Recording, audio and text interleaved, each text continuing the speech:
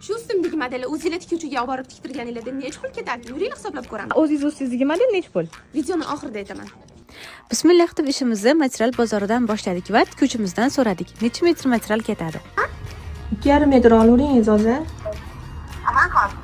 Avvaliga butun bozorni yaxshilab aylandik. Keyin o'xshash matoni tanlab sotib oldik. 2,5 metri 125 ming so'm bo'ldi. Ezazem brend dvoykamizda oldida to'rtburchak toshi bor, lekin aynan o'shanaqa toshdan butun bozorni aylansak ham umuman topolmadik. Boshqacha tosh olib yopishtiramizmi desak, dona umuman berishmas ekan, faqat optim sotib olishga kerak ekan. So'ng tikuvchi Vasila opam oldilariga keldik va modelimizni yana bir marta ko'rsatdik. Vasila opam dvoykani uzog'i bilan 1,5-2 kunda bitirib bo'lishlarini aytdi. Fabrikalarda bitta kiyim tayyor bo'lishi uchun qancha tikuvchilarimizning mehnati ketadi.